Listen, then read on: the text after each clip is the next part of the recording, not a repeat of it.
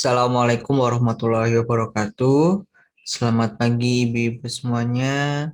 Semoga kita semua tetap dalam keadaan sehat walafiat, selalu diberikan keamanan, keselamatan, kelancaran, dan keberkahan dalam setiap aktivitas kita sehari-hari. Selamat datang kembali pada kegiatan pendampingan budidaya nanas hari ketiga. Pada hari ketiga ini, topik yang akan diangkat yaitu mengenai pengendalian hama dan penyakit tanaman. Memang hama dan penyakit ini merupakan salah satu aspek yang perlu diberi perhatian khusus selama membudidayakan tanaman karena adanya hama dan penyakit ini sangat-sangat berpengaruh terhadap pertumbuhan dan perkembangan tanaman yang kita budidayakan. Terlebih lagi pada kesempatan kali ini kita mengenai budidaya tanaman nanas. Yang pertama kita akan membahas mengenai hama. Apa-apa saja hama yang ada pada tanaman nanas itu. Yang pertama ada hama kutu putih. Hama kutu putih ini disebabkan oleh kutu Dismicoccus breviipes. Nah, untuk gejalanya sendiri itu tanaman berhenti tumbuh karena jaringan akar mati dan membusuk. Nah, gambar di sebelah kanan itu merupakan tanaman nanas yang telah terinfeksi kutu putih. Nah, pengendaliannya itu benih nanas itu direndam ke dalam larutan chemitation atau diazinon 50 ml per liter air selama 3 menit. Lalu ditiriskan bibit secara vertikal selama 24 jam supaya larutan bisa meresap pada pangkal daun. Untuk pengendalian yang kedua yaitu semprot tanaman dengan pestisida seperti paration. Kemudian yang ketiga itu hindari penanaman nanas di sekitar tanaman inang agar nanas itu tidak terinfeksi oleh kutu putih. Hama yang kedua yaitu kutu sisik. Kutu sisik ini disebabkan oleh Diaspis bromeliae. Nah, gambar dari kutu sisik ini dapat dilihat di sebelah kanan ini. Untuk gejalanya sendiri, permukaan daun tampak bercak-bercak kering, kemudian penampilan buah menjadi tidak menarik karena kutu sisik ini itu menghisap cairan buah. Nah, untuk pengendaliannya, yang langkah nomor 1 sama dengan kutu putih, yaitu direndam dengan larutan chemitation atau diazinon 50 ml per liter air selama 3 menit, kemudian ditiriskan secara vertikal selama 24 jam agar larutan ini dapat meresap pada pangkal daun. Kemudian langkah yang kedua dapat ditempuh dengan pemantauan predator kumbang. Predator kumbang ini menjadi pengendalian biologis adanya kutu sisik agar jumlahnya terkendali dan tidak meledak sehingga menyebabkan kerugian karena telah menginfeksi tanaman nanas. Kemudian langkah yang ketiga itu bisa dengan penyemprotan diazinon, basudin, dan basaminon. Ini dapat diperoleh di toko pestisida. Kemudian hama selanjutnya adalah trips, disebabkan oleh hama trips tabagi. Untuk gejalanya sendiri itu ukuran daun muda menyusut dan pada daun terdapat bercak berwarna merah keperakan.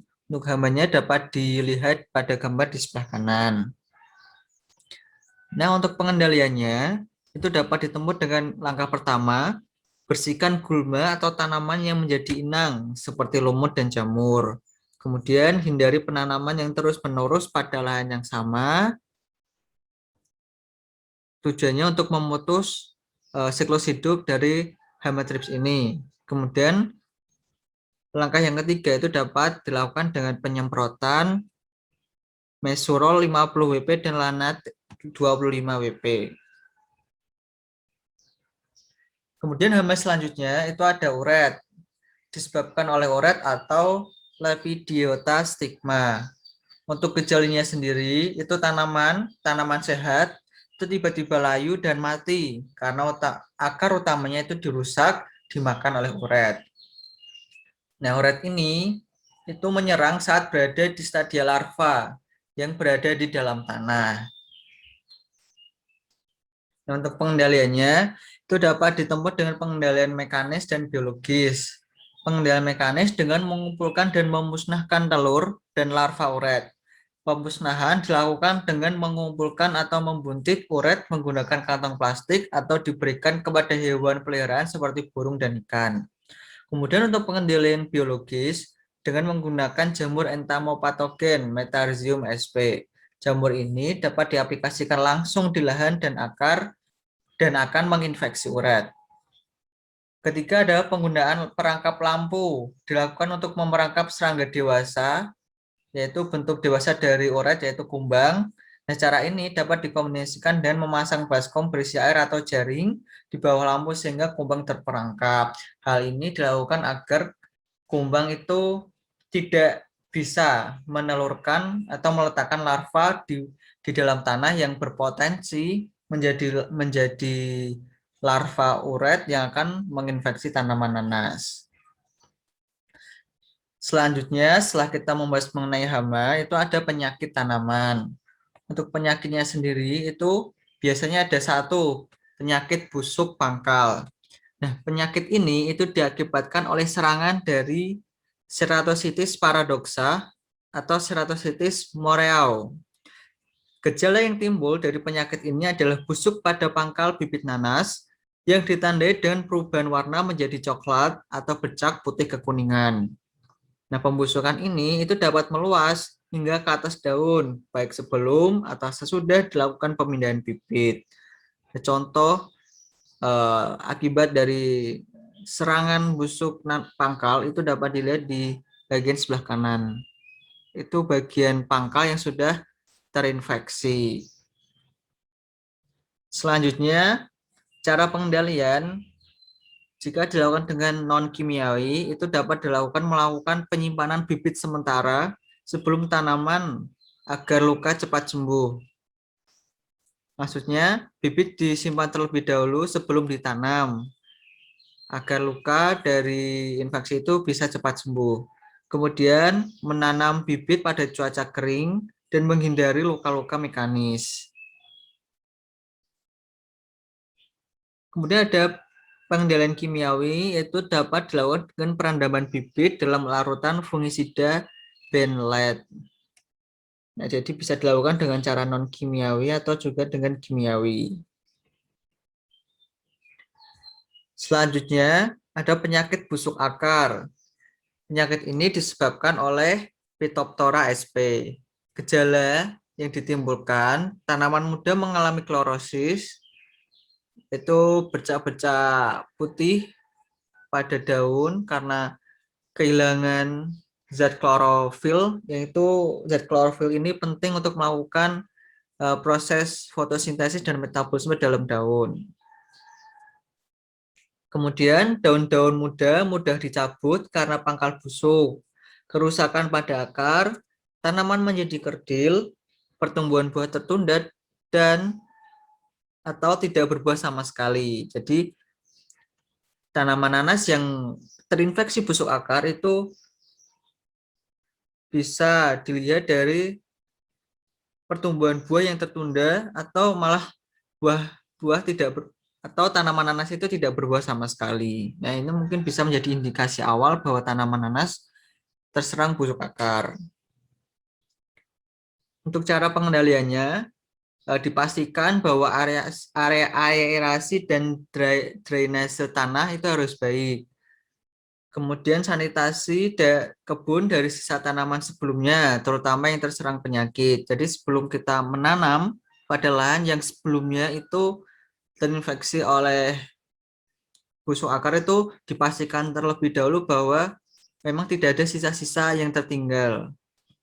Kemudian ada perendaman tunas di dalam fungisida Alliads dan Ridomil sebelum tanam.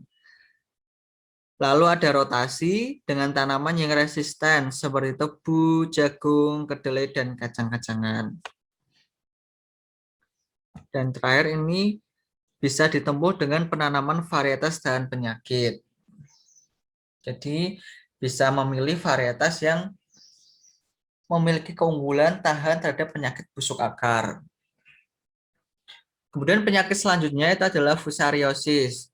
Penyakit ini disebabkan oleh Fusarium moniliforme varietas Fob-glutinans.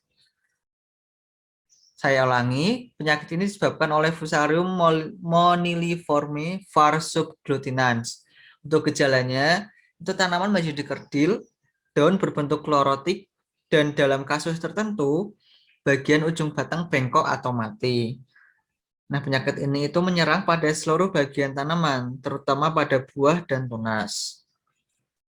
Nah, pada gambar itu dapat dilihat tanaman yang telah terserang oleh fusariosis.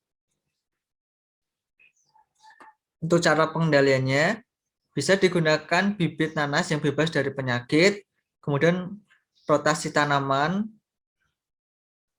untuk menghentikan siklus hidup, kemudian juga dapat dilakukan pengendalian serangan dari pengunjung bunga, terutama serangga Lepidoptera. Contohnya itu ada kupu-kupu dan ngengat yang dapat menyebarkan spora jamur Fusarium moliniforme var subglutinans. Selanjutnya bisa ditempuh dengan menggunakan fungisida saat pembungaan dan perkembangan buah nanas.